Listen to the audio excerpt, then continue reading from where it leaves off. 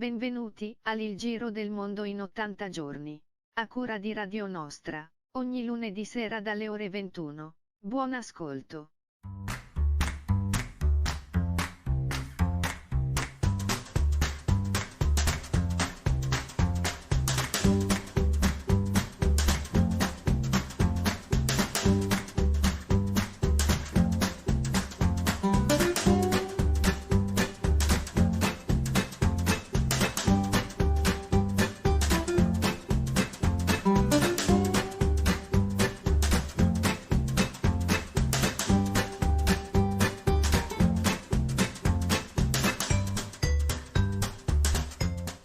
Buonasera a tutti, 15ª puntata del Giro del Mondo in 80 giorni, terza serie.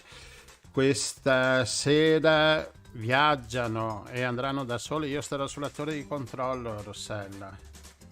E tu qui stai esagerando però, con queste latitanze sulla torre di controllo. No, oggi sono un po'... se esco sto a casa ancora per un'altra settimana a letto, quindi mi conviene Va bene. stare a calduccio sulla torre di controllo. Volate voi, nella mongolfiera si trova Rossella e Omar. Ciao Omar. Eccoci, wow. Chi comanda il pilotage qua? Io credevo che fossi tu. Poi allora, mettiamoci d'accordo subito. Vabbè, Rossella, ormai sei preparata, ormai hai anche il brevetto quasi. Sì, ad honorem. Assolutamente. Allora, Va bene, è finita anche la sigla, andiamo col primo brano di Andrea Rana, I mostri di Minecraft. L'aria limpida di tempo fa, non la trovi se stai qui in città. La mette che non tagliano, le giornate non fioriscono. Raccontami di nuovo i pomeriggi in piazza Duomo a caccia di tailleur animalier, mentre io cerco come al solito un certo tasso alcolico tra un videogioco e la mia dose di pubblicità. E pensare che un tempo mi parlavi di Pierrot e César, io prendevo a calci i miei problemi, avevo l'immortalità.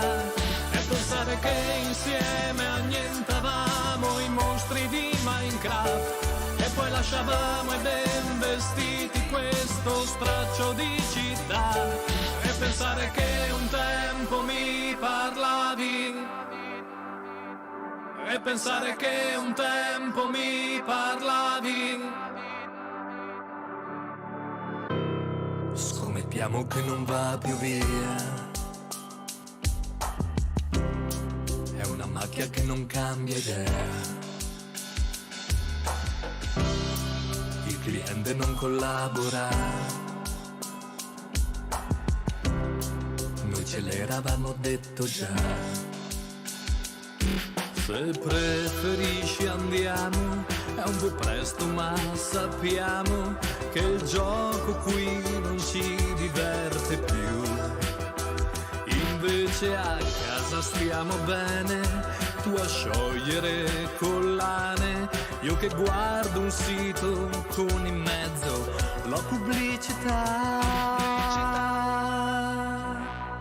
E pensare che un tempo mi parlavi di Pierrot e César, io prendevo a calci i miei problemi, avevo l'immortalità. E pensare che insieme annientavamo i mostri di Minecraft e poi lasciavamo ai ben vestiti questo straccio di città. Ma ti prego adesso ribelliamoci ai cliché, quelli che rinchiudono l'amore in un je t'aime. Abbracciati, non cadiamo, è soltanto geometria. e pensare che un tempo mi parlavi, e pensare che un tempo mi parlavi, e pensare che un tempo mi parlavi di Pierrot e Cézanne. Io prendevo a calci i miei problemi, avevo l'immortalità, e pensare che insieme annientavamo i mostri di Minecraft, e poi lasciavamo i ben vestiti questa cazzo di città, e pensare che un tempo mi parlavi.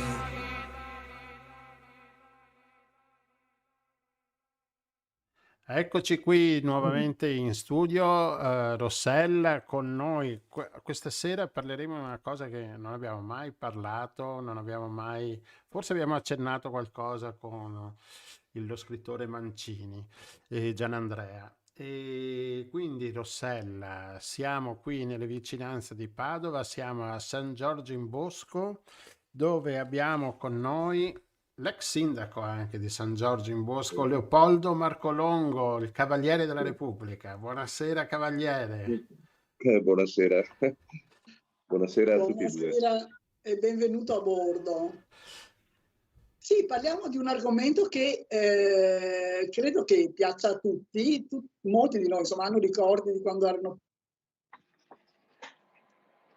nel vedere le greggi di pecorelle con i loro agnellini che passavano sugli argini. Se siamo stati fortunati, i nostri genitori ci portavano vicino ai gregge per poterli guardare, insomma, e fanno ancora tanta tenerezza, credo, no? Sì, lei ha ragione. Infatti quando parlo di questo argomento dico sempre sì, i pastori, le pecore, i greggi, gli agnelli, sì, ci ricordano quando eravamo piccoli, facevamo il presepe, la grotta, Gesù bambino, il bue, eccetera. E i pastori e le pecore, ecco, che accompagnavano la nascita perché dormivano sotto le stelle e quindi rendevano omaggio a Gesù. Ma non è sempre così. I pastori non sono statuine, sono persone in carne ed ossa che vivono 365 giorni all'aperto, 6 mesi in montagna, 6 mesi in pianura, sempre per cercare l'erba per le pecore. In effetti parliamo allora della transumanza, questa antichissima, no? Questo bene immateriale dell'umanità, questa forma non so neanche, di passaggio, di attraversamento del territorio per portare le pecore no, a consumare, a farle star bene, perché di fatti... Ecco, ricordo ancora per qualcuno, ecco, anche Giacomo Leopardi ha parlato del canto notturno di un pastore errante nell'Asia, la vita di un pastore sorge al primo albore. Sì, va bene, l'abbiamo studiato a scuola, ma come una poesia e poi basta, insomma.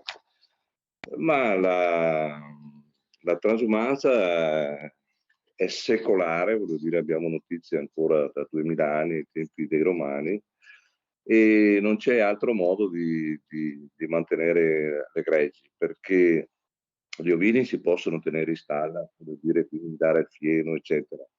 E le pecore non è conveniente, altrimenti le pecore devono mangiare l'erba, voglio dire, e quindi in montagna stanno bene 6 mesi, ecco, durante l'estate, fra i 1500 e i 2000 metri. Però d'inverno, quando nevica, devono scendere in pianura e si distribuiscono lungo i fiumi, quindi scendono, non so, il Piave, il Brenta, il Bacchidione, eccetera, e si distribuiscono nei campi attorno alle città. È sempre stato così da 2000 anni, insomma. Padova viveva, insomma, del commercio della lana, anche Venezia, la Repubblica Serenissima, perché nei secoli scorsi era fiorente. Dagli studiosi, diciamo, dell'altopiano di Asiago, parlo solo dell'altopiano di Asiago, sappiamo che se nel 1598 c'erano 133.500 ovini che scendevano solo dall'altopiano, Poi nel 1773 sono scesi a 200.000, nel 1776 140.000, nel 1793 91.000, nel 1857 30.000, nel 1879 17.000. Quindi sono diminuiti in maniera drastica proprio. Impressionante, insomma, ecco. Quindi una volta addirittura c'era l'Arseron della Regina, la strada che parte da Ponte Molino che va fino a Marostica, era appunto la strada delle pecore, insomma, ecco. Poi arrivati in montagna c'erano i famosi, sì, no, i trattori sono al sud, qua si chiamavano in altra maniera, le vie armamentari, insomma, ecco, ma queste vie, sentieri predisposti appunto per il passaggio delle pecore per portarle in alta quota. Ma e oggi com'è la situazione? Allora col tempo, sotto la Repubblica Serenissima, andava tutto bene, cioè i pastori di altopiano avevano il diritto di pensionatico, quindi potevano scendere nelle campagne, c'erano le poste dove potevano sostare la sera.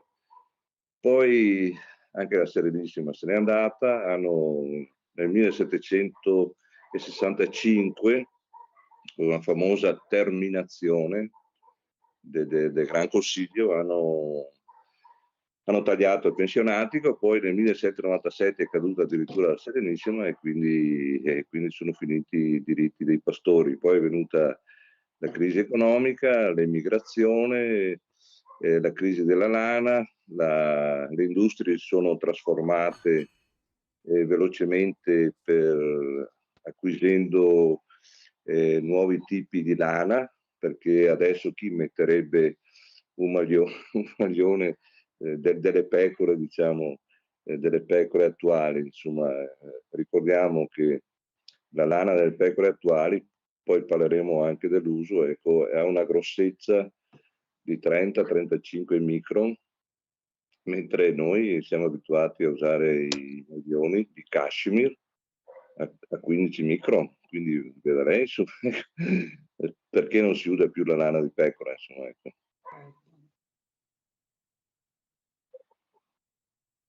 Ma il problema odierno adesso di questo passaggio delle pecore attraverso le strade, insomma, lei è stato anche ex sindaco, quindi che problemi possono creare ad un comune, a un territorio, questo passaggio? È chiaro che il terreno, cioè il territorio è cambiato in questo, nel secolo scorso, insomma, si è molto urbanizzato, per cui le pecore trovano meno spazi dove poter mangiare, ma soprattutto ci sono strade, incroci, sottopassi, voglio dire, trovano sempre più difficoltà, quindi creano disagi, poi bisogna aspettare 10 minuti che gregge attraversa la strada, ma che 10 minuti? 5, insomma, e allora tutti la mattina suonano perché arrivano in ritardo al lavoro. Poi succede, non so, quando piove, d'inverno, ci sono quelle giornate umide, le pecore che vengono su dai campi non hanno mica gli stivali, insomma, portano su un po' di fango, sporcano la strada, e allora ecco i sindaci si preoccupano che le macchine sbandano, e poi c'è questa mentalità medievale che le pecore portano le zecche, ma non è vero che le pecore portano le zecche, o casomai se le portano come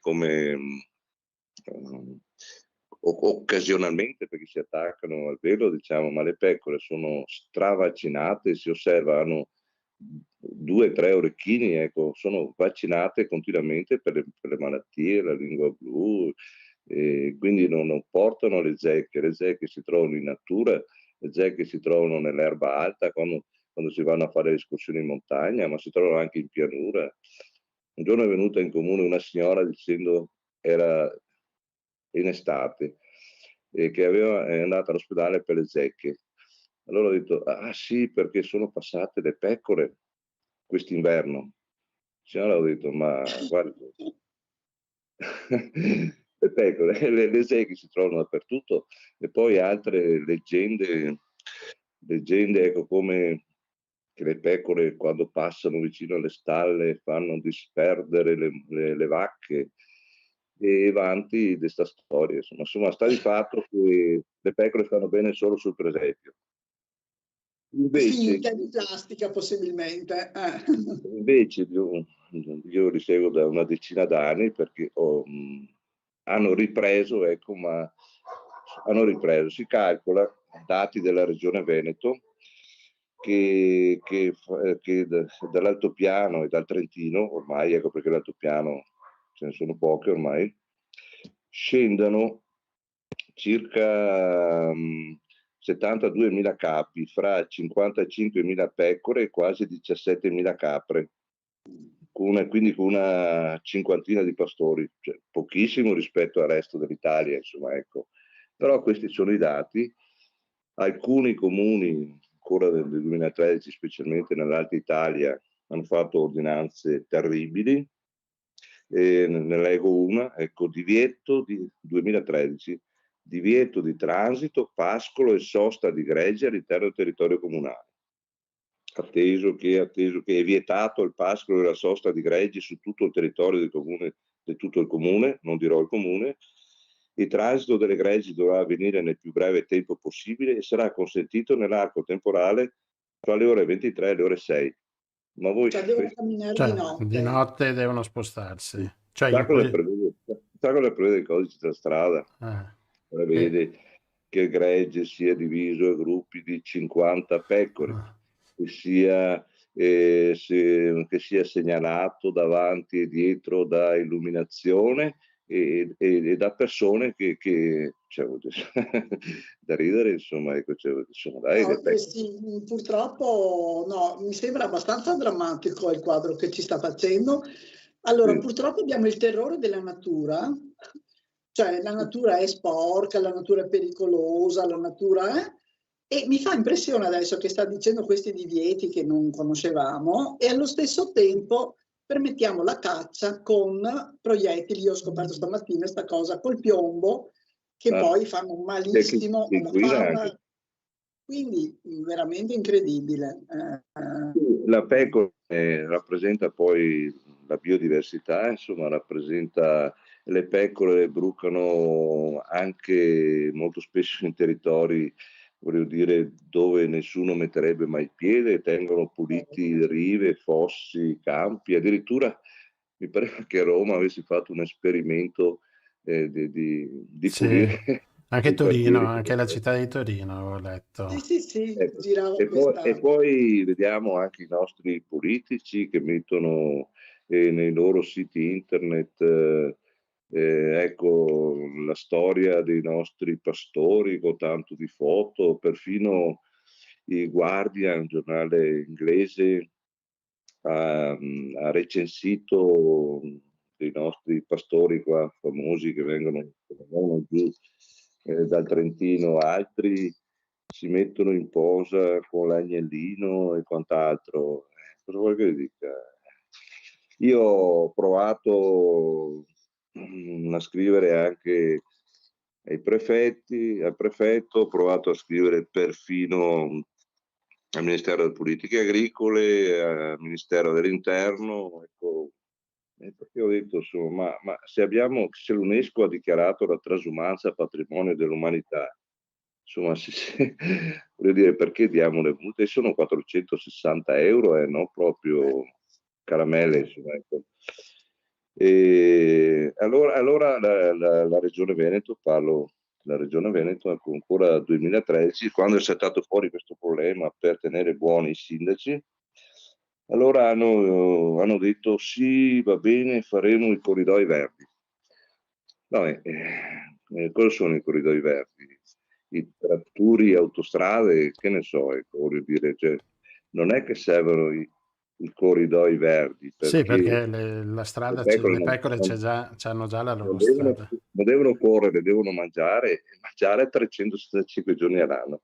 E comunque sono rimasti là. Questi sono i problemi che riguardano un po' tutta l'Alta, ma poi generale c'è una avversione, insomma, verso questi pastori, ecco. Ecco, invece, come dicevo, dal 2000, grosso modo, negli ultimi 10 anni, c'è stato un altro fenomeno, cioè i giovani, accanto ai pastori storici, quelli famosi, con la barba, con il tabarro, che sono come dire, i simboli, voglio dire, della tradizione. Ecco, sono venuti su le seconde generazioni, quindi ragazzi giovani, non so, anche da 18 anni, che dopo aver fatto la scuola Trentino, la scuola professionale, quella per l'agricoltura, ecco, si mettono qui i greggi, ragazzi giovani, 18, 20, 20 anni, poi hanno cominciato con le morose, e poi sono passati anche qualche anno, ho visto, perché di fotografo, ho visto gente che ha avuto un I bambino, figli? 2 bambini, 3 bambini, voglio dire, qualcuno si è anche sposato, altri convivono, insomma, ecco, comunque c'è questa nuova apertura, ecco, di questi giovani che si hanno ripreso, vuol dire che ci credono, insomma, ecco, quindi. Ecco, Io ma ho una curiosità, scusa, ho una curiosità proprio pratica, cioè quando hanno finito di camminare dalla montagna alla pianura, no? Poi si fermano, hanno delle stalle, vanno da qualche parte o stanno sempre in cammino queste pecore? Le pecore sono sempre in cammino. E perché non ha senso? Allora, quando scendono in pianura, ovviamente devono muoversi da un campo all'altro, da un paese all'altro, diciamo, ecco, per trovare l'erba. Quindi ogni giorno si spostano. E, ecco, adesso, diversamente da una volta dove i pastori vecchi dormivano sulla terra, ecco, in effetti io invece volevo chiedere i pastori il dove mantello per la dormono. terra. Adesso hanno i fuoristrada, e siccome ci sono anche le donne, hanno preso le roulotte e stanno bene, hanno perfino i pannelli solari per caricare il telefonino e adesso sono organizzati. Il cellulare è l'arma, diciamo, del pastore, perché lo tiene in contatto continuamente. Quando io devo andare a trovare il pastore, dico mandami la posizione, loro mi mandano la posizione, Google, e si trovano. Ecco, in Ecco, e pratica poi allora, quando vado in montagna le cose sono un po' diverse. Di solito vanno in montagna da 6.500 a volte che ai 2.000 metri, dove prendono le malghe, le grandi praterie della montagna, dove a volte non arrivano neanche, allora dove è possibile arrivano con i camper e le roulotte, dove non è possibile e vanno su a piedi e di solito hanno dei baraccamenti, hanno dove vivono, magari scendono poi una volta a settimana per prendere da mangiare o per portare su il sale perché quello serve per le pecore. Ecco, no, non si fermano mai. Quindi stanno Perché, sempre in movimento non è Ma possibile mettere una stalla, non è conveniente. Se tu metti le pecore in una stalla e vai a comprare il fieno, allora chiudi, non si guadagna zero. Insomma. sì. Il loro guadagno consiste appunto nell'avere a disposizione, diciamo, a parte le spese diciamo, tecniche per muoversi, la benzina, eccetera, il mangiare, il sale, le iniezioni, i vaccini per le pecore, quello dire, ma dopo non hanno altre spese perché l'erba la trovano gratis e loro poi vendono la carne, ogni tanto, non so, ne vendono 100, 200, quello che serve. Ricordiamoci che una pecora fa, dunque, in 3 anni fa 2 agnelli, quindi c'è un certo numero di capi quando va bene. Tra poco comincerà, purtroppo, se posso aggiungere il macello degli agnelli. Sì, beh, ecco, purtroppo c'è anche quello, c'è una specie più diffuso nel mondo musulmano, e dove hanno questa abitudine, diciamo, ecco, e quindi vendono la carne. La lana che fine fa? Allora, le pecore bisogna tosarle una volta all'anno, qualcuno anche due, ma di solito una. Tosare una pecora costa 2 euro, 2 euro e mezzo. Questo hai 1000 pecore, i greggi vanno da 500 a 2000 pecore, e se hai 1000 pecore spendi 2000 euro. E cosa fai della lana? La lana va messa in sacconi ed è considerata rifiuto. Rifiuto. Cioè, ma non Rifiuto. c'è più il mercato della lana, non c'è più. Cioè. No, non c'è più il mercato della lana perché, come le dicevo, preferiamo comprare la lana del pecore merinos e cashmere che vengono dall'estero. Benetton, dunque nel Sud America, in Argentina, Una tenuta gigantesca. ha milioni di ettari, devo dire, Oppure purtroppo compriamo anche poliestere. Cioè.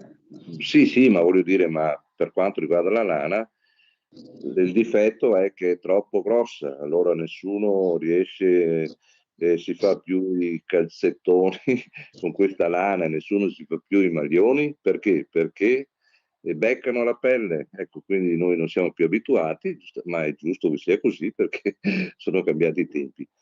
Allora la maggior parte della lana allora serve per fare intercappedini delle case. E una piccolissima parte viene raccolta ecco, per esempio, dall'unico raccoglitore che abbiamo qua in tutta l'Alta Italia, credo, ecco, che è che è Appodia, che è una ditta qua da Piombino Dese, che è l'amico di Mauro Corona, insomma, ecco. Perché riesce a lavorare la lana facendone degli ottimi, non più maglioni, ma tappeti, scarpine. Ecco, per esempio a Fodi ha fatto le scarpine per ciabatte, per le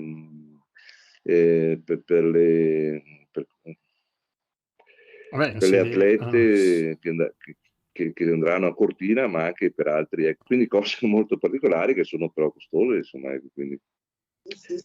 Solo questo si può riciclare. Quindi la creatività, diciamo, sì, quando si diventa la creatività, lavora anche per grandi marchi internazionali, diciamo, ma sempre prodotti di una certa qualità, ecco, non più maglieria, insomma. Ecco, perché... Sì. Ok, però quindi questi pastori sono un po' eroi, insomma, a resistere, no, fra tutte queste difficoltà. Ecco, non sono eroi, è una vita che a loro piace, sono contenti, non sono contenti di prendere le multe, non sono contenti, non ne ho accennato quando vanno in montagna, di vedere il gregge sbranato dai lupi, perché lo sa che ci sono qua nel nord almeno 200 lupi che molto spesso attaccano i greggi, e ho visto anch'io, ecco, quindi non so, quando il lupo va dentro, cioè magari fa scappare le pecore, quindi magari per mangiarne una ne uccide 20-30, perché una precipita da burrone, l'altra si schianta, l'altra... Sì, il lupo, insomma...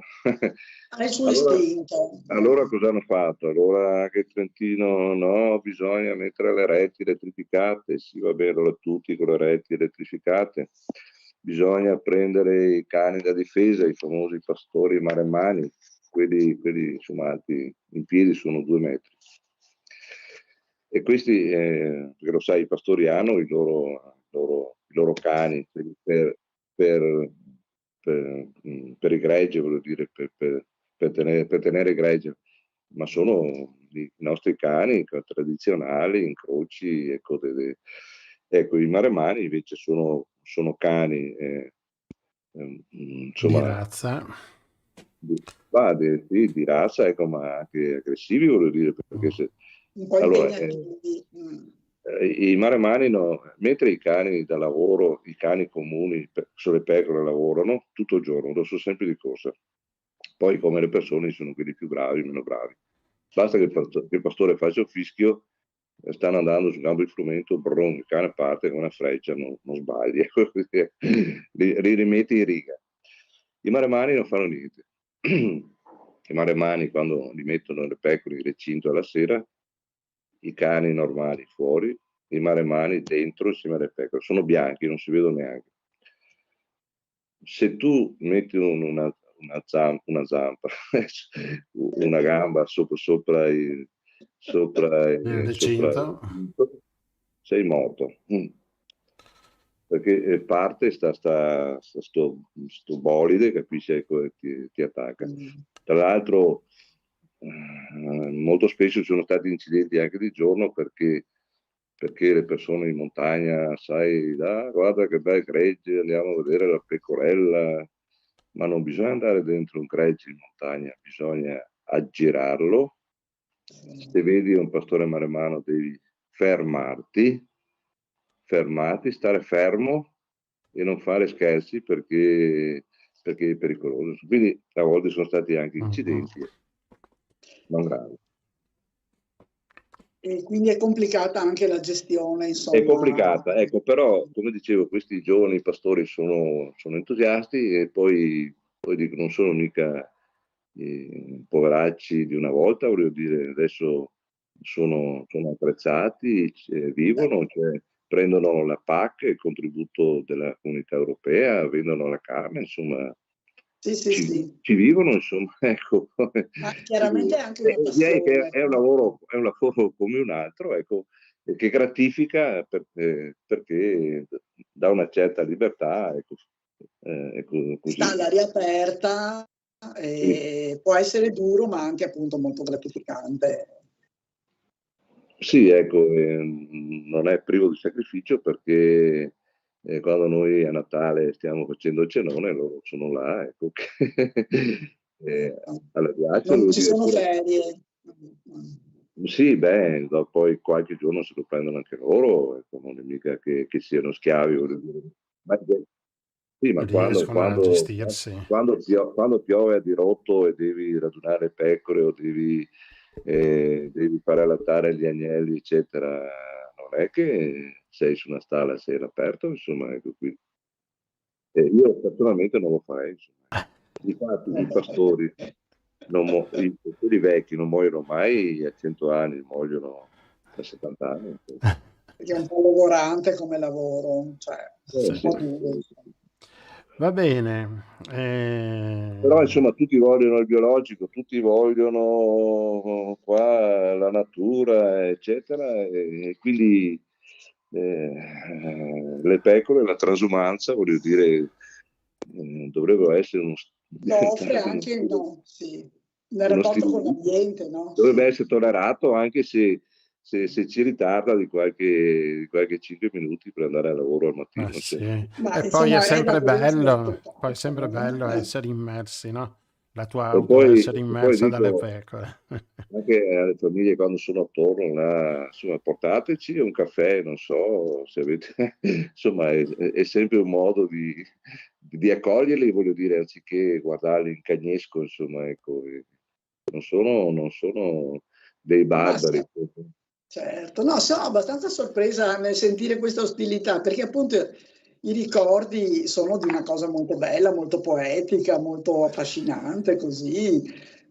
Quindi, amici pastori, se qualcuno è all'ascolto, chiamateci, perché noi abbiamo desiderio di darvi voce e di portare avanti le istanze e insomma cerchiamo di rendere la vita un po' più facile alle pecorelle, agli agnellini e anche ai pastori che li accompagnano. Ecco, va bene, devo dire che poi anche i pastori non hanno difficoltà ad addormentarsi, a prendere il sonno la sera. È una battuta. Certo.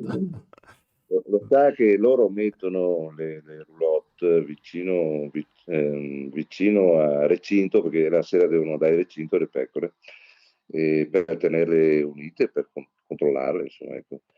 E loro sentono, insomma, ecco, sentono continuamente i rumori, insomma, e si accorgono se c'è qualcosa che non va, insomma. Quindi, sì, insomma, non hanno un sonno tranquillo. Va bene. Grazie, molto affascinante. Grazie mille, questo mondo sì, qua. è affascinante, ma dovrebbe diventare un po' più pragmatico, più Sì, concreto. certo, sicuramente. Siamo d'accordo. Sicuramente. Sì. Va bene, grazie Va bene. mille per tutte queste belle storie e notizie. E controlliamo, noi ogni tanto andiamo a vedere il suo canale con questi suoi filmati sulle transumanze, sulle pecore. Grazie mille. Io non sono un esteta, No, ma sono validi, sono sempre... perché voglio riprenderli nella loro natura, certo. non li metto neanche in posa, No, mi ma piace si vede, sentire, gli odori non si possono sentire su YouTube, ma sentire i rumori dell'erba che mangia la pecora, che rompe come dire, un pezzo di legno, ecco, capisce, così, sentirle vive, insomma, ecco. Certo. Grazie mille, arrivederci. Di nuovo, arrivederci. Grazie. Eccoci qua. Grazie a voi, buonasera. Arrivederci, signor Leopoldo. Siamo tornati in studio, passiamo subito, Rossella, con la mongolfiera, il nostro secondo ospite, che è con noi, Michele Dotti. Ciao Michele, buonasera. Ciao a tutti, ciao a voi e agli ascoltatori. Bentornato Michele. Grazie mille, sempre un piacere essere con voi. Anche se la mongolfiera, devo dire, mi mette un po' anzi, soffro di quindi, come dire, mi tengo stretto bene. Tranquillo. Beh, io sono qui dalla torre di controllo perché non posso muovermi stasera. Bene, con Michele parliamo di energia, di comunità energetiche. Michele, com'è la situazione di queste comunità energetiche? Perché tutti ne parlano, però si muove qualcosa, c'è... Ma sai, cioè, diciamo, tanto per cominciare, devo dire che parlarne oggi, come dire... pochi giorni dopo, no? Il giorno dopo di questa notizia incredibile, surreale sul Superbonus fa un certo effetto, nel senso che una volta tanto che se ne fa una dritta, cioè come dire, no? È veramente incredibile, no? Soprattutto io trovo incredibile che si sia fermato anche la possibilità di acquisto da parte delle amministrazioni pubbliche, come aveva fatto ad esempio la provincia di Treviso, no? Di sbloccare i crediti, perché sappiamo che ci sono 50.000 imprese in Italia che con un indotto complessivo di oltre 900.000 lavoratori che hanno milioni di euro bloccati, no? E non riescono a sbloccare. Allora si era trovata una formula, quindi le amministrazioni comunali, provinciali, eccetera, ma anche gli enti, come dire, penso a vari enti che potrebbero fare, alle ASL, eccetera, che avrebbero potuto comprare, lo hanno fatto in alcuni casi, comprare questi crediti e quindi risparmiare, cioè la provincia di Treviso, per fare un esempio, ha comprato 14 milioni di credito risparmiando 1 milione praticamente e quindi alleggerendo i costi anche per lo Stato, no? In fin dei conti stiamo parlando di enti pubblici. Trovo quindi veramente assurdo e quasi surreale che il governo intervenga non solo per bloccare, come dire, il Superbonus, la cessione dei crediti per l'avvenire, che già significa di fatto impedire a tutte le persone che non hanno una capienza enorme, in pratica tagliare fuori tutte le fasce più basse dalla possibilità della transizione energetica, ma soprattutto appunto di permettere un risparmio per gli enti pubblici, cioè lo Stato che mette il bastone fra le ruote ai comuni e alle province che avrebbero la possibilità di risparmiare facendo al contempo un bene, cioè sbloccando i crediti delle banche e quindi delle imprese. A me sembra una follia, cioè io non riesco a trovare una argomentazione veramente ragionevole. Detto ciò, credo che tu non sia solo su questo. No, non sono l'unico. Devo dire che in questi giorni si sta formando un fronte molto ampio che va dalle associazioni, i sindacati, le imprese, i partiti, cioè un qualcosa di trasversale, addirittura all'interno della stessa maggioranza. C'è chi sta dicendo che è una follia, meno male che qualcuno, insomma. E del resto, per sostenerlo, come dire, non si trovano argomentazioni valide, cioè si citano dati falsi. Cioè, a me dispiace perché io sono sempre per il pluralismo e quindi, come dire, in una democrazia ci sta anche un'alternanza, no, tra visioni diverse. E questo per me non è un problema, cioè nel senso, anzi, forse è il succo, no, della democrazia. Però, come dire, vorrei vedere chi sostiene idee con delle argomentazioni, non con delle menzogne, perché qui si sono tirate fuori di nuovo le truffe, quando ormai ci sono tante ricerche indipendenti che dimostrano che addirittura la percentuale di truffe sul super bonus e sul sisma bonus è minore rispetto alle medie di tutte le altre attività. Quindi cosa facciamo? Blocchiamo tutto? Okay. Oppure i costi, si è parlato, no? Ho sentito 2.000 euro a persona, siamo veramente adesso, io credo che ci accorgeremo nei prossimi mesi della scelleratezza di queste scelte, perché come dire, intanto ci sono centinaia di migliaia di posti di lavoro a rischio, vedremo il PIL crollare, ok?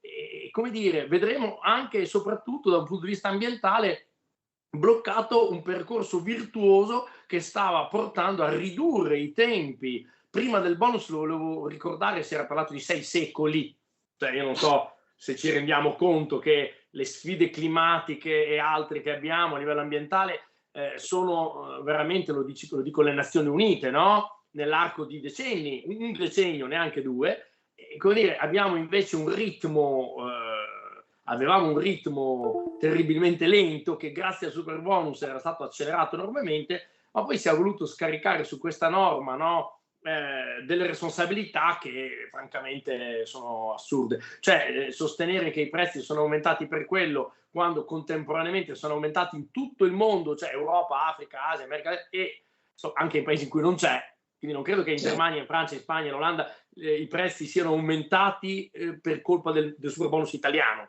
che sia così potente da fare danni anche oltraltre. Quindi francamente sono argomentazioni poco serie, ecco, io voglio dire questo, poco serie. Tornando un attimo al tema delle comunità energetiche, allora io voglio dire subito, sono il futuro, non lo sono ancora il presente, se ne parla tanto. Gianluigi, tu mi hai fatto una domanda, ma ancora poche settimane fa il dato era al di sotto delle 50 comunità energetiche in tutta Italia, quindi su 8.000 comuni, ecco. Però stanno spuntando, ci sono tantissimi iter, no, avviati, anche noi come Ecofuturo ne stiamo seguendo tante, no? E quindi siamo molto fiduciosi, a meno che di nuovo non ci sia un intervento che mette il bastone fra le ruote a ciò che sta andando nella direzione della democrazia energetica. È chiaro qual è la partita che si gioca, cioè voglio dire, noi veniamo da una storia di energia controllata da pochi, ok? Strumento di potere.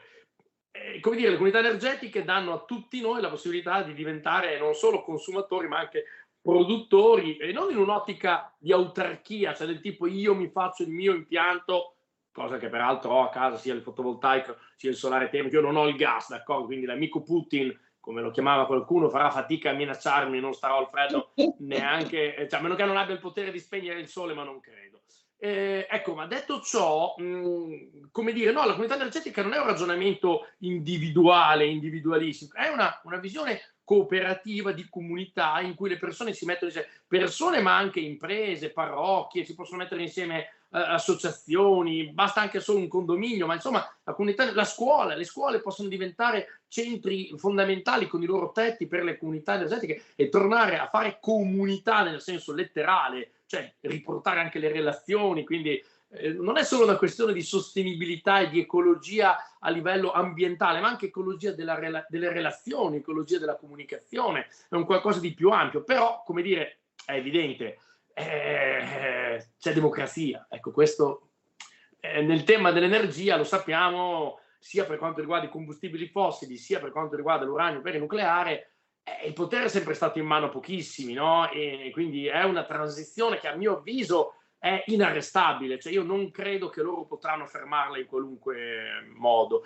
perché è proprio una questione, come posso dire, cioè è la direzione in cui va la storia, ecco, al limite si può rinviare, ecco, di un anno o due facendo danni, ma andiamo in quella direzione lì. Io credo che questo sia il futuro, noi stiamo spingendo molto in questo senso, perché i benefici sono svariati, non solo da un punto di vista economico, intanto un risparmio importante per le famiglie nel momento in cui l'aumento delle bollette ha pesato soprattutto sulle fasce più deboli.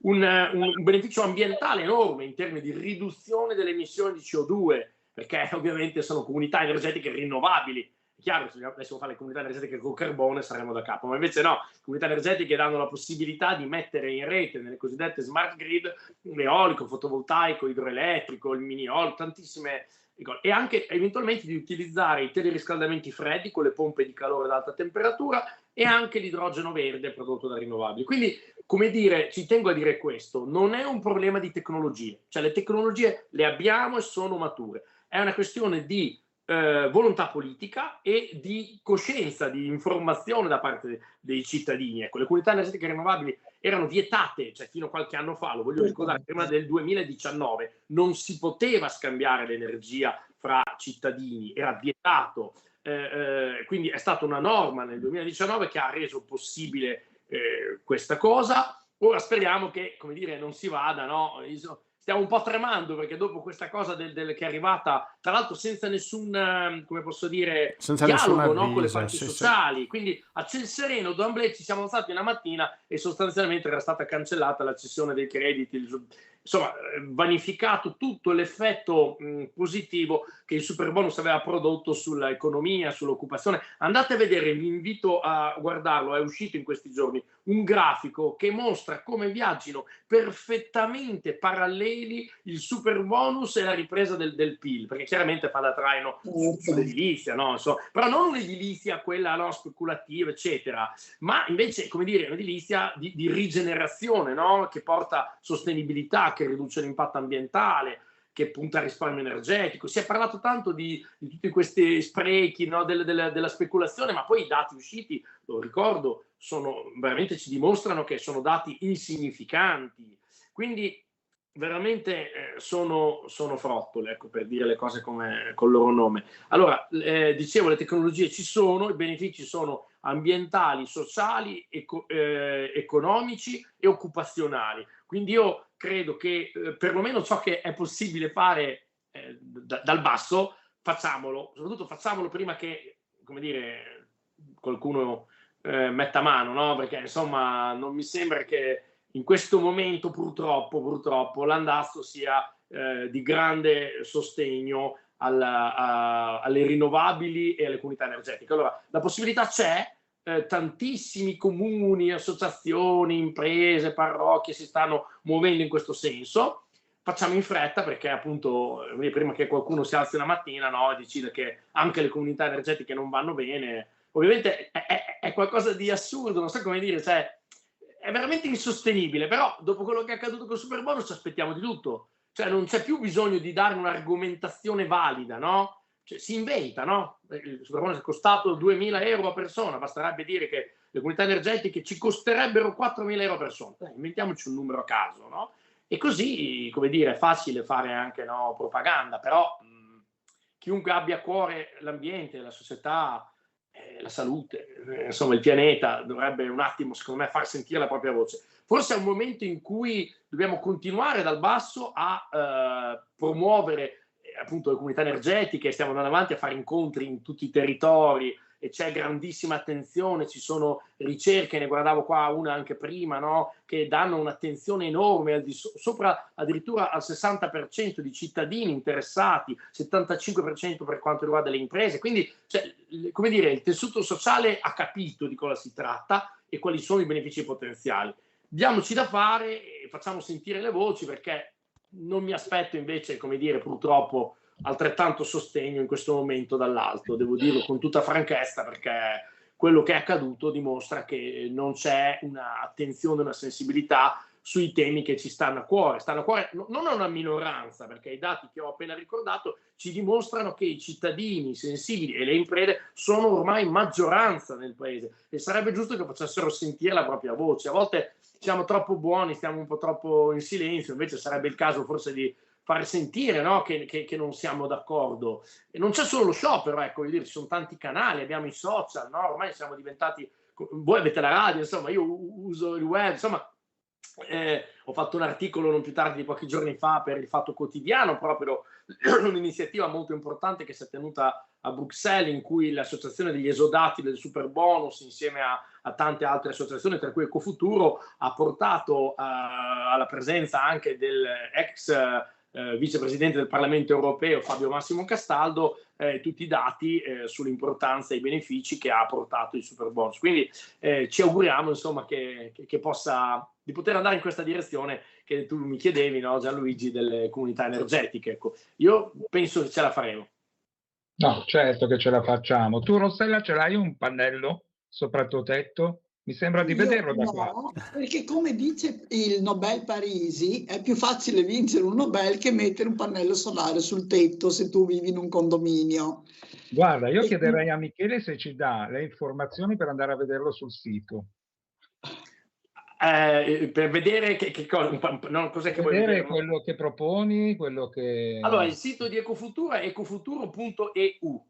E da lì insomma si trovano tanti link. Poi vi consiglio anche il blog di ecologia, che è un blog ricchissimo. Guardate, abbiamo avuto degli articoli, uno poco tempo fa sull'eolico, un particolare modello. Voi pensate, un articolo ha avuto più di 100.000 lettori, un singolo articolo. Quindi veramente inizia a esserci un'attenzione molto importante. Il nostro blog di Ecofuturo si chiama ecologia.com col CQ. Se lo volete scrivere, non so, ecologia col CQ. Lo scriveremo sotto. E lì trovate tantissime informazioni, link, contatti, anche su tutte le iniziative, gli eventi, perché lo ripeto, ci sono quasi quotidianamente incontri pubblici nei territori. C'è un grande fermento e l'attenzione è tanta. Speriamo che si possa convertire, prima mancavano i decreti attuativi, insomma, che in breve tempo si possa arrivare a realizzare tante comunità energetiche, perché appunto 50 comunità su 8.000 comuni per ora stiamo muovendo i primi passi, ma in realtà il fermento è tanto, quindi ci auguriamo che possa decollare. Le previsioni che danno alcuni enti di ricerca sono quelle di 5 anni, cioè dicono che entro 5 anni avremo le comunità energetiche praticamente ovunque. Stiamo a vedere, insomma, sicuramente le cose non cadono dal cielo, ecco, bisogna darsi un po' da fare. Grazie a voi per questo spazio, no, di visibilità, di comunicazione, non per me o per Ecofuturo, ma per i contenuti che cerchiamo di portare insieme a tutti i nostri partner. Certo. Ecco, ricordaci anche un attimo, Ecofuturo è una rivista? Sì, Ecofuturo è una rete di associazioni, di imprese, di cittadini, di attivisti, di ricercatori che cerca di promuovere la sostenibilità, in particolar modo attraverso innovazione ecotecnologica e scelte consapevoli. È nato come festival, quest'anno tra l'altro festeggiamo 10 anni, quindi insomma un anno importante per noi, 10 anni di festival. Saremo dal 3 al 6 maggio a Roma, la città dell'alta economia, per il festival, e poi, come tu ricordavi, Rossella, è nata 5 anni fa, quindi un'altra ricorrenza, no? La rivista che io dirigo, Ecofuturo Magazine, e poi c'è una trasmissione televisiva che va in onda ogni anno su tutto il circuito di emittenti di Fox Production and Music, su Teleambiente, sul fattoquotidiano.it, sul circuito Corallo, e da ultimo, l'ultima nata, il nostro bebè, che però ormai inizia a muovere i primi passi, è la fiera virtuale Exco, che online dà la possibilità, senza l'inquinamento e lo spreco che portano con sé normalmente i grandi eventi, no? Perché andate dopo una fiera a vedere cosa succede, nessuno va nei giorni successivi, ma insomma si butta tutto. Noi invece, come dire, online diamo la possibilità, senza spostamenti, chilometri eccetera, gratuitamente, come tutto il resto, di visitare un'ottantina circa di imprese all'interno degli stand dei 5 padiglioni che compongono ormai la fiera. E quindi niente, come dire, attraverso questi canali cerchiamo di comunicare dei temi che normalmente è difficile far passare, soprattutto in TV, sui giornali eccetera, perché non sempre vengono recepiti. Su questi temi diciamo che abbiamo notato che sul tema energia, rifiuti, acqua... Sì, la grande stampa è un po' restia non so come dirlo senza denunce, ecco. Va bene. Ma abbiamo capito lo stesso. Si è capito, no? Si è capito, va bene. Sì, mi fermo.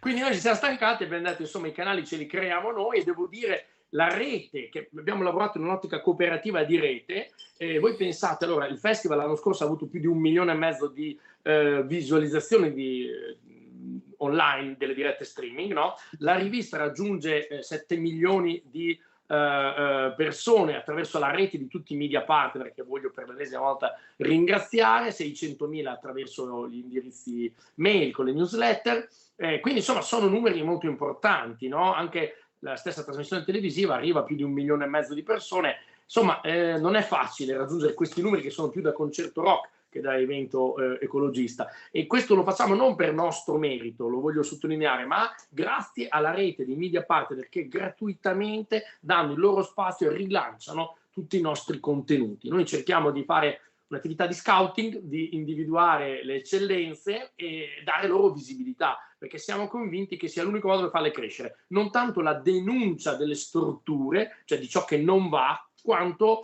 l'annuncio invece di ciò che sono le possibilità. Quindi la domanda che noi vorremmo suscitare non è tanto il perché, quanto il perché no, ma perché se si può fare allora non lo facciamo? Perché non fate una comunità energetica nel vostro comune? Perché non mettete gli impianti rinnovabili? Perché? E questo è il perché no, e quindi l'unico modo per stimolare il cambiamento secondo noi è questo, dando visibilità a chi ha fatto scelte virtuose. Bene, Michele, grazie mille, so che devi Grazie andare mille. e ci sentiremo nelle prossime cose, anche perché verrai qui a trovarci, quindi ne parleremo più avanti. Tra pochissimo sarò Esatto. a Cavalino tra Porte, sono molto contento per uno spettacolo. Grazie Bene. a voi. Grazie Michele, ciao, buonasera. Buona serata, alla prossima. Ciao, Alla ciao. prossima, ciao.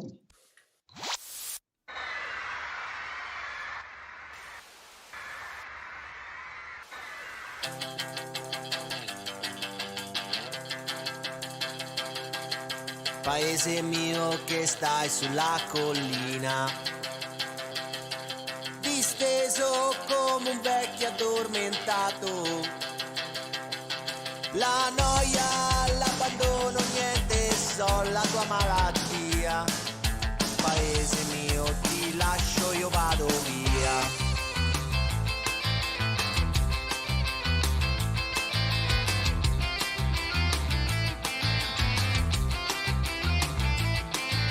Amore mio, ti bacio sulla bocca, che fu la fonte del mio primo amore. Ti do l'appuntamento come quando non lo so, ma so soltanto che ritornerò. Che sarà, che sarà, che sarà, che sarà della mia vita, chi lo sa. Soprattutto forse niente, da domani si vedrà. E sarà, sarà quel che sarà.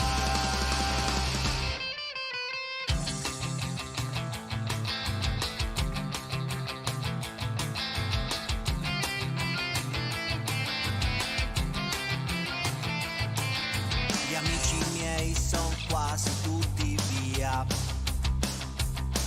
e gli altri partiranno dopo me. Peccato perché stavo bene in loro compagnia, ma tutto passa, tutto se ne va. Che sarà, che sarà, che sarà, che sarà della mia vita, chi lo sa. So far tutto o forse niente, da domani si vedrà. E sarà, sarà quel che sarà.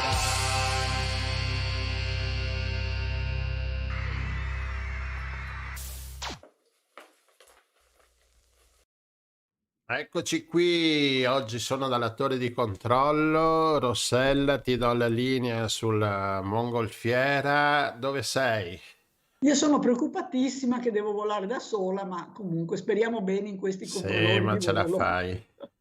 No, sai com'è? Sti palloni ultimamente sono diventati un mezzo molto pericoloso, magari che ti scambiano, non so, per un Per po' di qualcos'altro.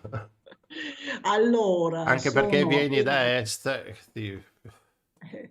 e tutti i mali arrivano da est e quindi, come tutti sanno, allora sono appena atterrata a Zurigo dal nostro amico Maurizio Nappa. Buonasera Maurizio. Buonasera Rossella, buonasera Gian, buonasera a tutti. Bentornato a bordo. E allora Maurizio Nappa è il nostro appassionato di lettura e di libri e quindi ogni tanto lo chiamiamo per farci così raccontare, segnalare qualcosa di nuovo, di interessante da leggere. Di che cosa ci parli questa sera? Sì, stasera ho scelto un libro apparentemente leggero, di evasione. Io quando mi voglio distrarre, quando sono particolarmente sotto stress, scelgo dei gialli, uso questo termine impropriamente, nella maniera in cui l'abbiamo sempre usato, thriller. Poi ho scoperto trattarsi di un polar e dopo spiegherò cos'è per quei pochi che come me non lo sapevano. Si tratta di un libro ambientato in Croazia. Si chiama Acqua Rossa, è stato pubblicato recentemente in italiano dall'editore Keller. L'autore è Jurica Pavicic ed è la storia di una famiglia, padre, madre, 2 figli 17enni, nell'estate del 1989. Settembre 89, i protagonisti 17enni come me allora, partecipano alla festa di fine estate, siamo sulla Costa Dalmata e la ragazza scompare.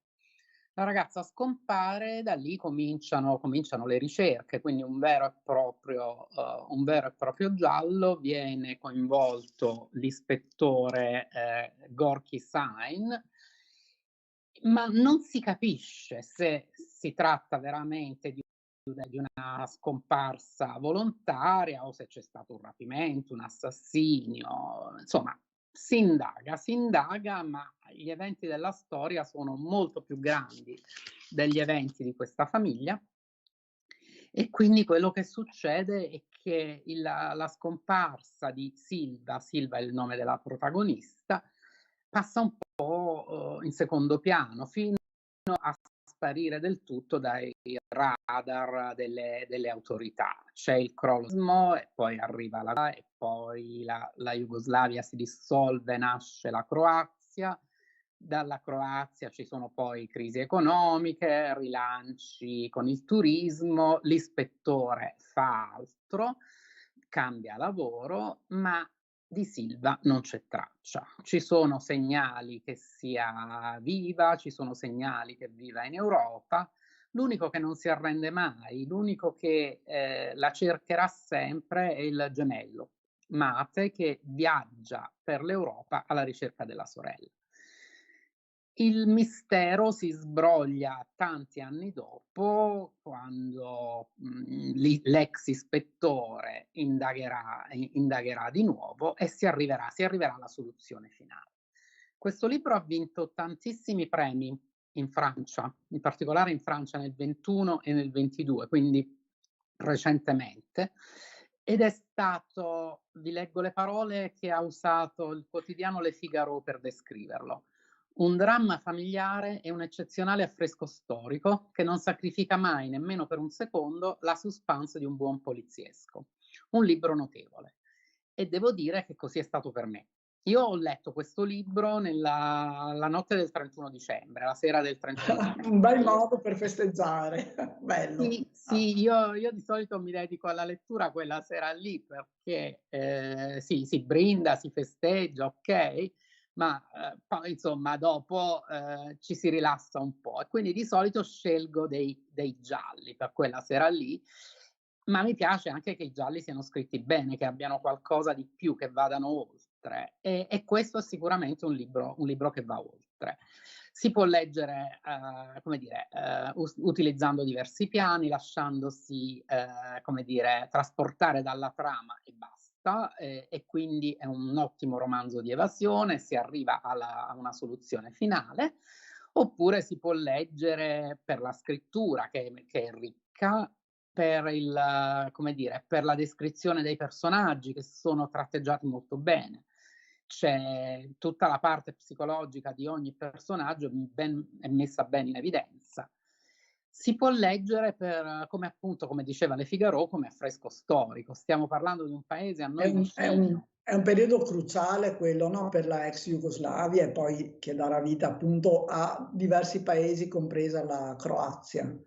Esatto, un periodo cruciale, un periodo che noi abbiamo vissuto abbastanza da vicino come paese confinante, come paese vicino, di cui però forse non sappiamo abbastanza o forse abbiamo anche dimenticato. Quindi O forse abbiamo un modo. rimosso, se mi posso permettere, perché ci sono anche pagine bruttine che ci riguardano abbastanza da vicino, ad avviso di alcuni, poi non tutti condividono, ma... Infatti, hai perfettamente ragione. Quindi può essere un modo leggero, ma non superficiale, di avvicinarsi a questo paese, a noi caro, a questo paese a noi vicino. Ecco, io dicevo all'inizio, l'ho definito polar perché ho scoperto, grazie a questo romanzo, cosa significa polar. Io non lo sapevo, lo definivo molto grossolanamente giallo. Il polar è un insieme di poliziesco e noir. Quindi è un genere, sì, un giallo un po' più, come dire... Non vuol dire ambientato al Polo Nord, va bene. No, assolutamente. In realtà giallo, il termine giallo lo utilizziamo noi in Italia perché le copertine dei thriller erano tradizionalmente gialle, ma è un termine che all'estero non si comprende. Diciamo che polar è un termine più internazionale, specifica il tipo di thriller, quindi poliziesco sì, ma anche noir, e quindi è questo che caratterizza Acquarossa. Sì, è un libro che io consiglio vivamente per scoprire un altro thriller, un altro tipo di thriller, quindi ambientato in zone che non sono famose per i thriller, e scritto bene, non banale, insomma, che permette di trascorrere delle ore di evasione, ma ci permette anche di riflettere, se vogliamo riflettere. E di ricordare appunto qualche tappa recente della nostra storia, dico nostra nel senso di Europa, e anche di un paese vicinissimo, confinante o quasi, e quindi insomma di rimpettaio sicuramente, un paese con il quale condividiamo anche molta della storia passata, insomma, no? Infatti, è un paese comunque caro a noi, quindi sì. Però come letteratura lo conosciamo molto poco. Molto poco, hai ragione, hai perfettamente ragione. E poi così mi sembra attraente il fatto che sia ambientato in quel periodo e anche in un periodo vicino, perché purtroppo la storia, quando la studiamo, si ferma sempre a molti decenni prima. Infatti. E io tra l'altro in quell'89 ero in vacanza lì, quindi conosco quelle spiagge, mi ha molto colpito anche questo, ho sentito un'affinità notevole con i due ragazzi proprio perché la mia stessa età e per puro caso quell'anno ero lì, avevo trascorso una decina di giorni in Croazia che allora era Jugoslavia e quindi insomma un po' di mare, un po' di natura, laghi, insomma. Beh, era molto attraente, no, per noi, anche perché sì. Era molto economico, c'erano le famose Zimmer che ospitavano i turisti al posto degli hotel, era poi la nostra giovinezza in ogni caso, quindi insomma... Una natura più conservata sicuramente rispetto alle spiagge nostre dell'Alto Adriatico, quindi sì. Era una meta in qualche modo anche esotica, tra virgolette, ecco. Lo era, infatti. Quindi è stato bello ritornarci con la memoria, grazie a questo libro che consiglio vivamente. E poi, in generale, l'editore Keller ha sempre delle piccole perle che purtroppo passano spesso inosservate o comunque non sono adeguatamente conosciute perché data la dimensione della casa editrice non riesce a raggiungere il grande pubblico, ma insomma io me ne ho parlato già con altri libri, ogni tanto Keller si ricade perché... Ecco qua c'è Maurizio, Niente, è Niente, ricaduto? si è identificato con la ragazza del romanzo che stavo Sì, presentando ed è sparito, è sparito. scomparso. L'avete fatto cadere No, dalla povero. mongolfiera? Perché io da qua Assolutamente no, non dai. vedo cosa avete combinato. Niente, Maurizio abbiamo perso Maurizio collegato da Zurigo Sì. e niente, vabbè, insomma, eravamo Ha fatto anche in tempo ormai... a raccontarci un bel libro molto attraente e che senz'altro leggeremo. Esatto. Andiamo con il prossimo brano, Le abitudini di Galileo, nell'attesa di collegarci col quarto ospite, con la quarta ospite.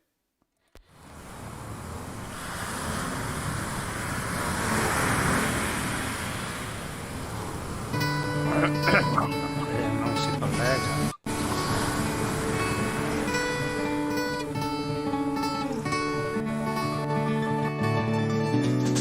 Le abitudini non ci fanno cambiare strade. Le abitudini ci danno apparenti sicurezze. Ci fanno comprare sempre le stesse sigarette,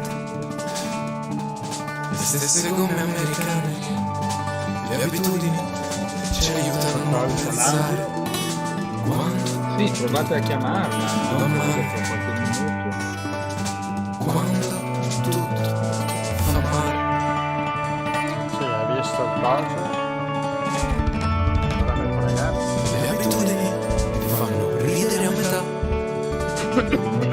un po' per noia, un po' per voglia, ti fanno masturbare. Le abitudini ti sei imparato a lasciare le scarpe, ma ti hanno fatto pure laureare. Le abitudini non ti aiutano a capire se quello che vuoi dire è veramente quello che vuoi dire.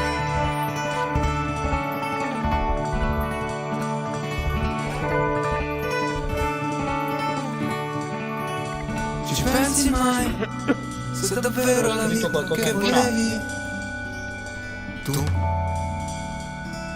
Cosa hanno scritto? Gianluigi Ci con pensi 4 mai se davvero la vita Ma che chi è? volevi Era Monica Joris. utente G. Ah, un gesto. Ok. L'abitudine siamo noi.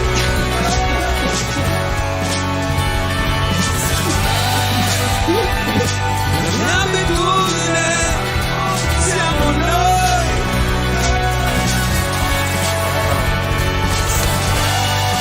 Non so neanche più chi sei, non ricordo il tuo nome.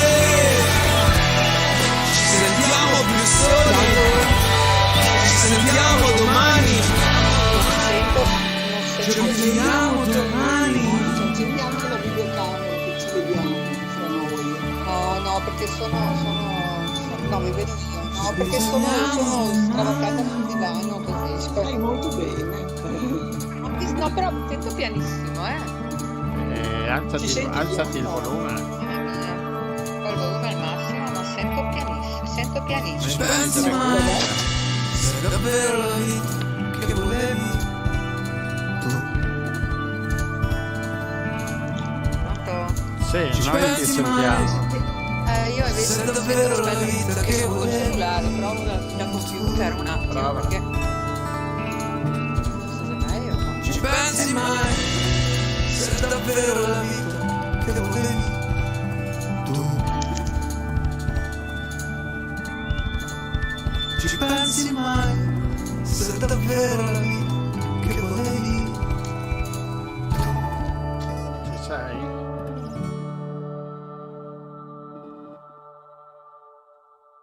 A te Gianni Le ci sente poco, abitudini, Galileo, avevamo i microfoni aperti durante la canzone, bene, e quindi avete sentito che eravamo collegati Va bene. con la nostra quarta ospite, con noi c'è Monica Giori. Ciao Monica, Ora ti sento. ti Mi sento? sento bene. Ma Sì, noi sì. ti sentiamo con l'eco, ecco. Aspetta, perché non ci sento anche aspetta. Perché hai due cose accese, sia il Sì. telefono che... Ok. Perché abbiamo chiamato Monica Giori? Che? Perché raccontacelo tu domani cosa fai. Sì, allora domani facciamo. Sento anche io un Alex, però. Hai due cose accese? Sì. Hai computer e telefono acceso? Allora mettiamo il brano nero nero tuo e così aggiustiamo un attimino. È il primo furto da me. Però, Ho messo nero nero che canti nero nero. Sì, no, adesso dovrei sì, no, c'era ancora acceso il telefono, ma adesso Esatto, non mi adesso sento, ti si sento. Adesso si sente normale. no, infatti. Ma non mi si- ma è chiusa la diretta, Sì, sì. prima era aperta. Posso parlare? Come ti sta Gianluigi? Insomma, mica bene. Avete fatto le prove ieri? Abbiamo fatto le prove, sì, è Come andata andate? bene, sono contenta perché la gente... Io non sento quasi niente, però, Io sì che sento. io Senti normale? Sì. Anch'io sento lontano. Sentivo meglio prima col telefono. Vedi? Invece io non sentivo nulla. Sì, in effetti sei un po' bassetta, io ti sento perché ho le cuffie. Ah, ok. Aspetta che alzo il volume, ma se non so se... No, ho paura più che altro che non venga fuori, perché se non sento io pazienza, ma se non si registra così... Ma io sono... Boh. Vediamo se c'è. Sì, sei bassetta. Cosa devo fare? Parlare vicino al microfono del computer, non so. Sì, adesso sono no, perché adesso sono col portatile, quindi non Ah, magari... ecco, già adesso si sente già meglio. allora Sì. sto appiccicando. E magari attenzione a non coprire l'entrata del microfono, perché è una cosa che faccio io, per esempio, delle volte. No, boh, così meglio? Sì. Vicino. Peccato che col telefono non sentivo proprio niente. No, così bene adesso, parla forte e così... Parlo perché sei anche attrice, io quindi... a quest'ora dormo, di solito. Sì, poi... vabbè. A quest'ora dormi già? No, bene. Dimmi quando sei, che mi interroghi. Dove tu sei, ingannatore della vita mia, così tu la spia che in galera m'ha fatto In attesa. Ecco qua, è finita la canzone Nero Nero. Monica con noi, Monica Giori, ci sei adesso? Certo, ci sono. Ciao a tutti. Adesso si Buonasera. sente bene. Allora, Monica, domani sera sei, domani pomeriggio? Sì, al Teatro alla Vogaria Venezia con un nuovo spettacolo, tutto dedicato all'amore. Stranissimo, perché in realtà io non sono una romantica, però non so, mi è venuta questa idea di fare uno spettacolo tutto dedicato all'amore, ma non sarà niente di romantico o dolciastro. Sono tratto da delle villotte veneziane, quindi queste frasi tipo amore, amore, amore, amore un corno, de notte non dormo, e de giorno non magno, de notte non dormo, cioè sono cose così, no? Tocchiamo vari aspetti, tipo quelli un po' più non piccanti, però insomma ci sono anche delle delle canzoni, sì, diciamo delle canzoncine un po' piccanti con i doppi sensi e scene di Goldoni, comunque sempre tra il pantalone e la Isabella, poi tra il truffaldino e la cameriera, e canzoni un po' a tema, insomma, no? È carino, è piaciuto, abbiamo fatto una prova ieri, è piaciuto. E c'è un buon ritmo, c'è un susseguirsi così di scene, vabbè, dai, fammi le domande, sennò No, va bene. non finisco più. Allora, intanto non sei da sola. Ah, no, in scena dici? Sì, esatto. No, siamo in tantissimi, siamo in 6. C'è un'attrice, un attore, una fisarmonicista, una violoncellista, una percussionista ed io.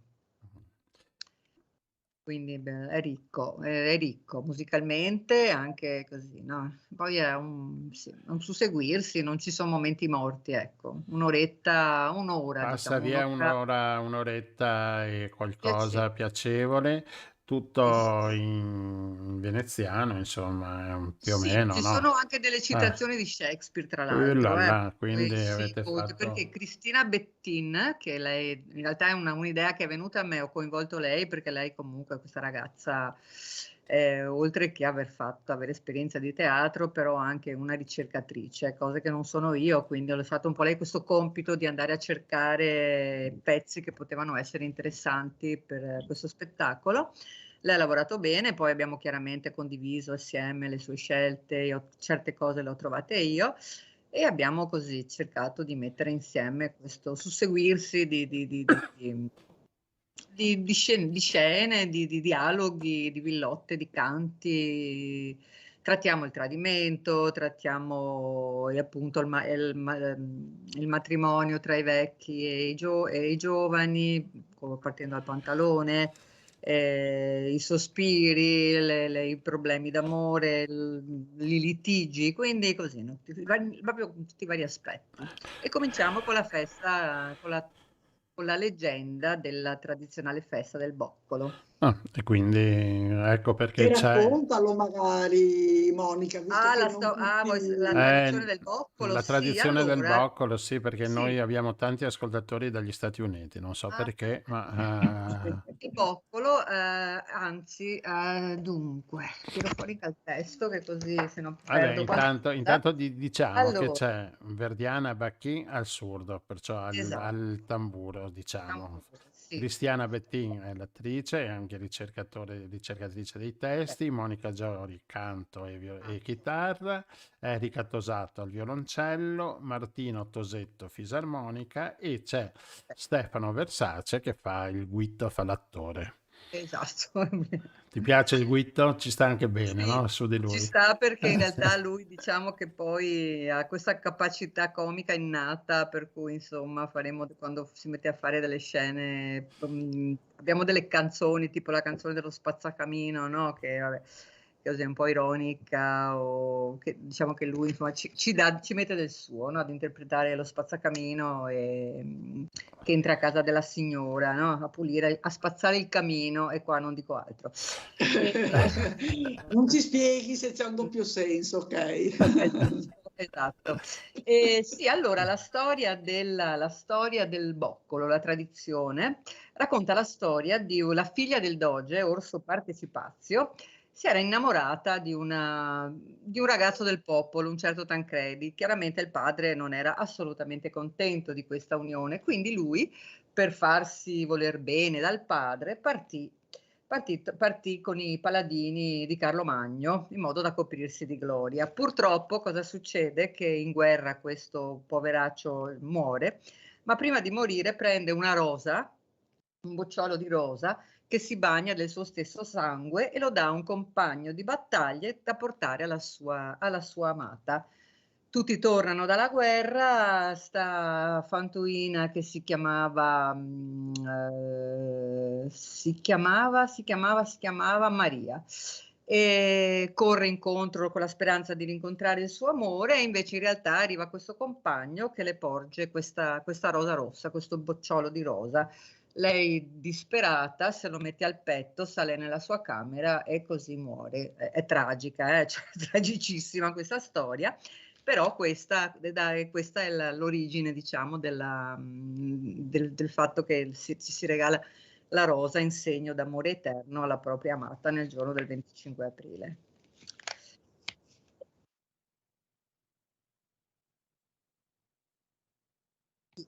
Siamo alla Vogaria e poi ore 18, il teatro mi dicono che è già pieno, sì, non ci vuole molto a riempire la Vogaria perché è un teatro piccolino ma molto bello e molto grazioso, anche importante per Venezia.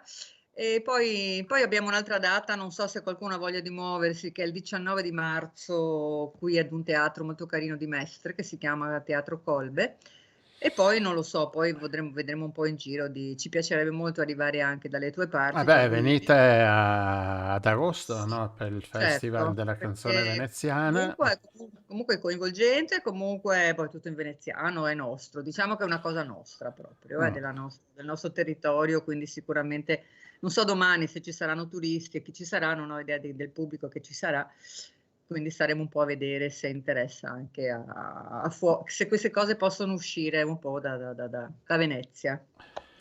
Bene, Monica, grazie. Allora, in bocca al lupo per domani. In bocca al lupo per domani, sì. Grazie, grazie a te, che è un piacere. Poi io penso di non avere niente da dire, ma mi comincio e non finisco mai di parlare. Sì, Sono sempre preoccupata. Oddio, e poi non diciamo tanto perché sennò dobbiamo venirlo a vedere. Beh, certo, sì, no, cioè, dai, sì, no, perché ci sono delle cose romantiche, ci sono delle cose appunto un po' spinte, ci sono delle cose... c'è di tutto. Esatto, c'è tutto il classico veneziano, dai. Esatto.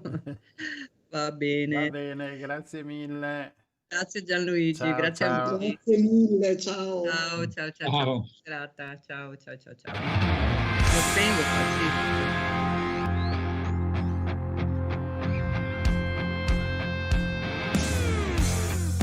Casualità, genio, follia, domande vuoti a perdere. Dove si va? Qual è la tua idea? Rifugio fra le stelle. Tu dimmi come fai a giocare col tempo e a godere quando ci si muove un po'. Dimmi come fai a capire il senso di una vita in mezzo secondo. Ho mille immagini del mondo che non voglio più lasciare andare. Ho sogni liberi nel petto che mi fanno respirare. Sono come un vagabondo, più con la testa che con i piedi. E mi ricredo in quel che vedo e ti rivedo in quel che credi.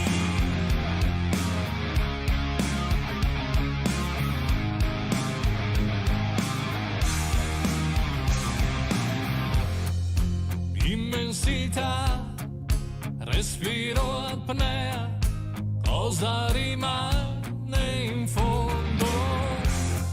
La verità non è una poesia da recitare in piedi. Tu dimmi come fai a giocare col tempo e a capire quando ci si muove un po'. Dimmi come fai per godere il senso di una vita. Basta un secondo. Ho mille immagini del mondo che non voglio più lasciare andare. Ho sogni liberi nel petto che mi fanno respirare. Sono come un vagabondo, più con la testa che con i piedi. E mi ricredo in quel che vedo e ti rivedo in quel che credi. Via da qui, oltre la notte, ogni istante resta appeso lì. Via da qui, in pieno mare aperto.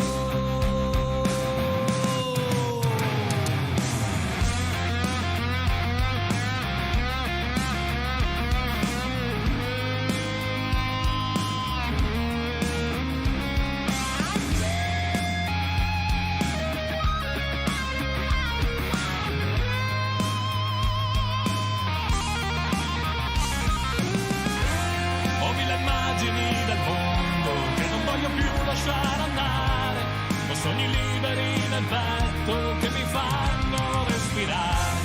Sono come un vagabondo, più con la testa che con i piedi. E mi ricredo in quel che vedo e ti rivedo in quel che credi. Se ci credi, se ci credi.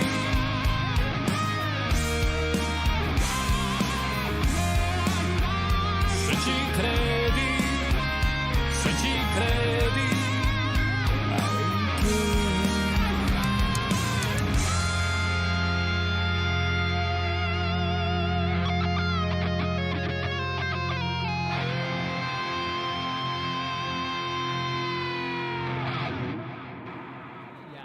Immagini dal Sveglia. mondo. Oh, Come ti senti? Sto ancora finendo il videoclip di Andrea Rana, che avremo ospite la prossima settimana, no Rossella? Dovremo... Sì, lunedì prossimo. Bene, lunedì prossimo avremo l'ospite Andrea Rana. Abbiamo finito, Omar, non abbiamo più controllo tu sul cestello della mongolfiera, non c'è più nessun ospite. Siamo rimasti io e Rossella. Ecco. Siamo rimasti qua su. Che facciamo? Io sono qua al calduccio che tra poco anche vado a letto. E non so, voi devi tornare indietro, porti Rossella a casa, vedete voi, basta che mi trattate bene la mongolfiera che ci serve per lunedì prossimo. Certo. Adesso vediamo, la notte è lunga. Bene. E se volete... Grazie mille a tutti. Grazie, scusate, ci sono stati qualche verso la fine degli errori tecnici, vabbè, insomma, succede. Non erano errori, sono il bello della diretta, dai. E niente, allora ci vediamo lunedì prossimo. Ciao a tutti. Ciao a tutti, grazie. Ciao.